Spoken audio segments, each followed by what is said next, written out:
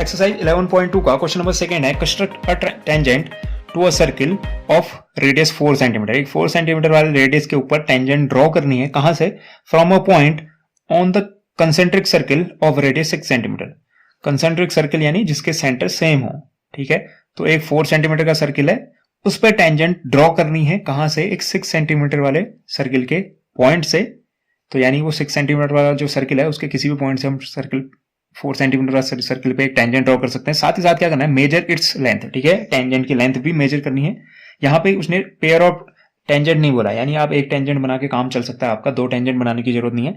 साथ ही साथ आपको क्या करना है? वेरीफाई करना है measurement by actual, measurement by actual and the calculation, ठीक है। आपको उस टेंजेंट की लेंथ मेजर करनी है, मेजर करके भी बतानी है कि एक्चुअल में कितनी है, और कैलकुलेशन से भी, यानी दोनों सिचुएशन से वो क्या आनी चाहिए? सेम आनी चाहिए। तो हम क्या करते हैं? पहले कंसेंट्रिक सर्किल बना देते हैं। कंसेंट्रिक सर्किल क्या होता है? जिसकी रेडियस क्या होती है, सॉरी, जिसकी सेंटर क्या होता है, दोनों के लिए सेम होता है। तो यहां पे बना लेते हैं थोड़ा। तो पहला पॉइंट क्या था हमारा? 4 सेंटीमीटर, ठीक है। पहले एक 4 सेंटीमीटर रेडियस का एक सर्किल ड्रॉ कर लेते हैं, 4 सेंटीमीटर। तो ये रहा 4 सेंटीमीटर। तो 4 सेंटीमीटर रेडियस का एक सर्किल थोड़ा इधर ड्रॉ करते हैं। तो ये है, ये ड्रॉ हुआ हमारा 4 सेंटीमीटर, ठीक है। इसका सेंटर अच्छे से, ये सेंटर, यही सेंटर हमारा 6 सेंटीमीटर के लिए भी होगा। तो आप अगेन 6 सेंटीमीटर मेजर करो। इसका कलर चेंज कर देते हैं, रेड ठीक रहेगा, पर्पल करते हैं।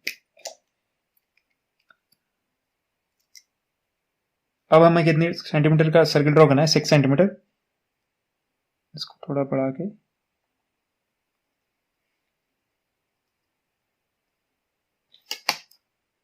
तो ये रहा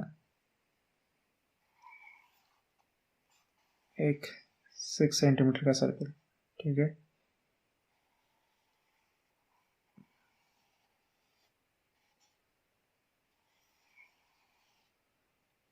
ये हो गया आपका 6 सेंटीमीटर का सर्किल। अब उसने क्या कहा? उसने ये कहा जो 4 सेंटीमीटर का सर्किल है उस पर 6 सेंटीमीटर से, ठीक है, इसके पॉइंट से टेंजेंट ड्रॉ करना है। तो टेंजेंट ड्रॉ करने की प्रोसेस में क्या होता है? आप जिस पॉइंट से आपको टेंजेंट ड्रॉ करना है उस पॉइंट को सेंटर से मिला देते हो, ठीक है। तो हम क्या करेंगे? यहां इस पॉइंट को, ठीक है, सेंटर से मिला देंगे। सपोज मैं इस पॉइंट से मिलाना चाह रहा हूं, ठीक है। इस पॉइंट को सर्किल के सेंटर से मिला दो, क्योंकि दोनों का सेंटर सेम ही है। इस पॉइंट से अगर मैं टेंजेंट ड्रॉ करना चाह रहा हूं तो इसकी नेमिंग कर देते हैं। इस पॉइंट को, ये तो सेंटर तो ओ होगा, ठीक है, क्लियरली सेंटर का नाम हम ओ लिखते हैं, और इस पॉइंट को कह देता हूं मैं पी, ठीक है, जो कहाँ है? सेकंड सर्किल पे है। तो ये पी पॉइंट है। अब मुझे क्या करना है? टेंजेंट ड्रॉ करनी है। तो करते क्या है? हम सेंटर से और उस पॉइंट तक की जो डिस्टेंस होती है उसका परपेंडिकुलर बाइसेक्टर निकालते हैं। परपेंडिकुलर बाइसेक्टर निकालने की जो प्रोसेस है उसमें हम क्या करते हैं? आधे से ज्यादा डिस्टेंस लेते हैं।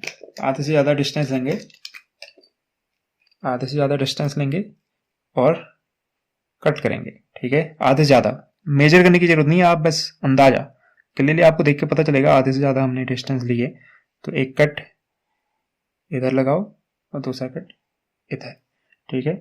ऐसे ही सेंटर पे आओ, उसके दूसरे एंड पे पी क्यू पी ओ का हम क्या निकाल रहे हैं? Perpendicular bisector. तो एक बार पी पे रखे, एक बार ओ पे रखे। तो एक कट किया हमने इधर, एक कट किया इधर, ठीक है। तो इसको क्या कर लेते हैं? मिला देते हैं। ये पॉइंट है हमारा,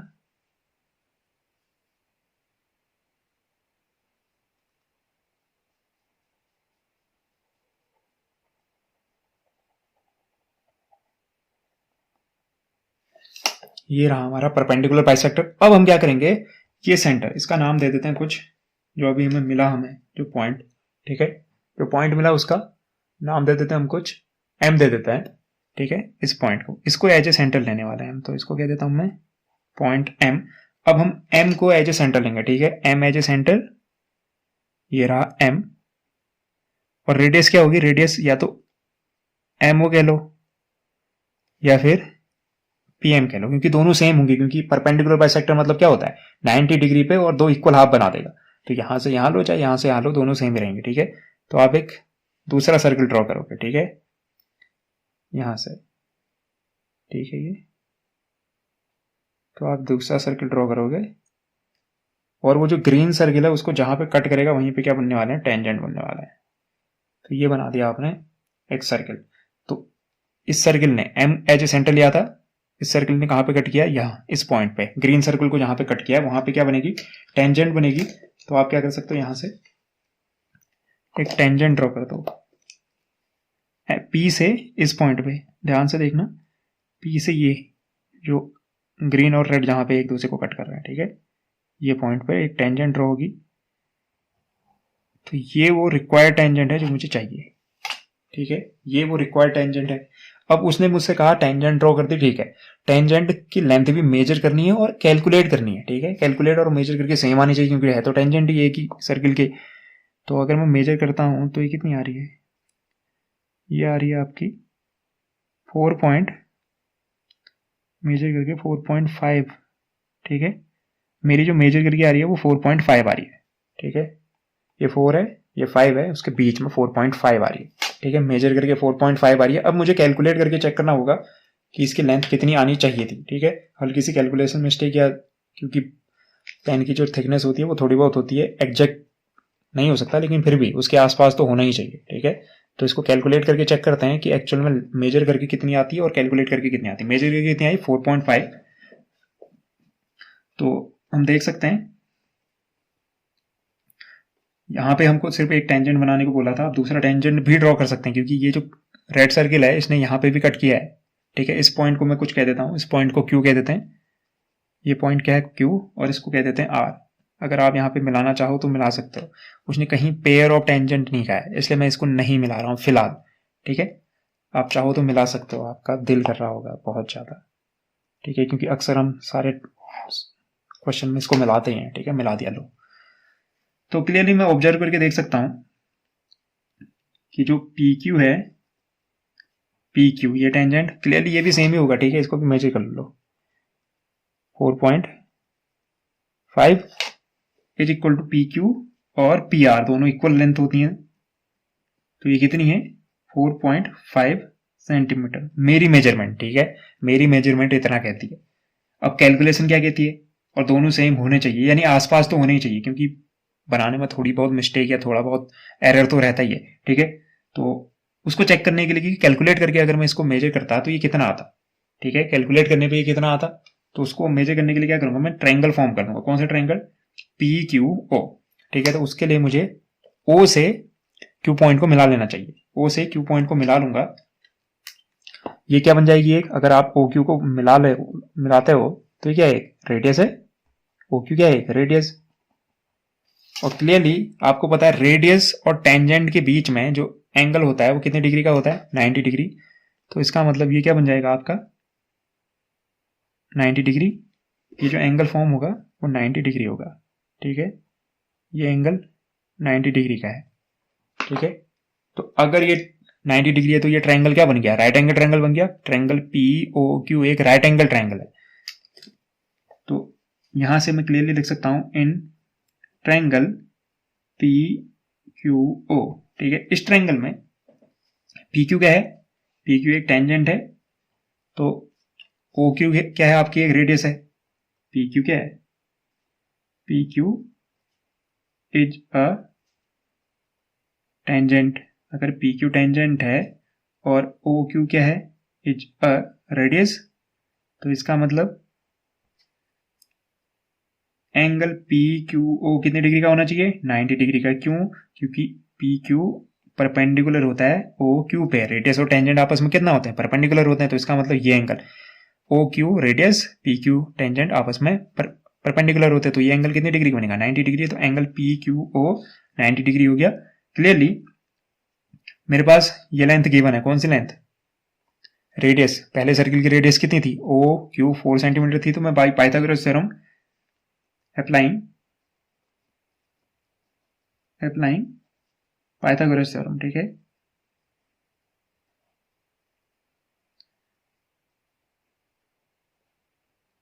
पाइथागोरस थ्योरम अप्लाई करोगे तो आपको क्लियरली क्या दिखेगा, 90 डिग्री के सामने वाली साइड हाइपोटेनस होती है। तो पीओ का स्क्वायर इज इक्वल टू किसका होगा, O Q plus P Q, ठीक है। तो मुझे लेंथ किसकी निकालनी है, मुझे लेंथ निकालनी है पी क्यू को, तो पी क्यू को अलग कर देते हैं और बाकी सबको एक, ठीक है। तो ये ओ क्यू को उधर भेज देता हूं, यहां था पी ओ का स्क्वायर, ओ क्यू इधर आके बन जाएगा माइनस ओ क्यू का स्क्वायर, और उधर क्लियरली पी क्यू अकेला रह जाएगा, ठीक है।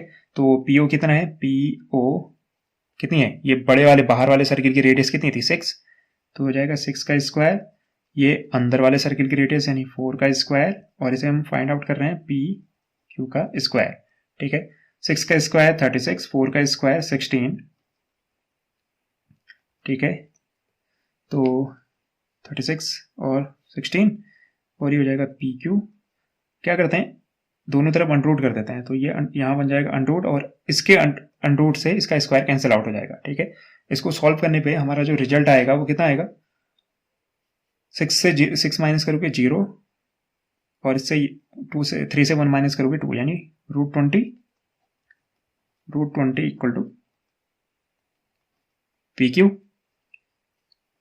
तो यहां से मैं लिख सकता हूं पी क्यू की वैल्यू कितनी होगी, पी क्यू की वैल्यू होगी, इसको अगर आप क्या करोगे फैक्टर करोगे प्राइम फैक्टर, तो क्या होगा 4 5 जा 20, तो 4 रूट से बाहर आ जाएगा, 4 रूट से बाहर आके कितना बनेगा 2, और अंदर जो 5 बचा था वो ऐसा ही रहेगा, क्योंकि यहाँ 2 अगर अंदर भेजोगे तो कितना बनेगा 4, 4 5 जा 20, ठीक है। तो 20 को आप 4 मल्टीप्लाई बाई 5 लिख सकते हो, 4 बाहर आके बन गया 2, तो √5 की वैल्यू कितनी होती है, मेजर कर लेते हैं, ये आएगा आपका, इसको कैलकुलेट अगर आप करोगे, ठीक है, इसको कैलकुलेट करके आपकी जो वैल्यू आती है वो आती है 4.47 सेंटीमीटर, ठीक है, यानी तकरीबन 4.5, ठीक है।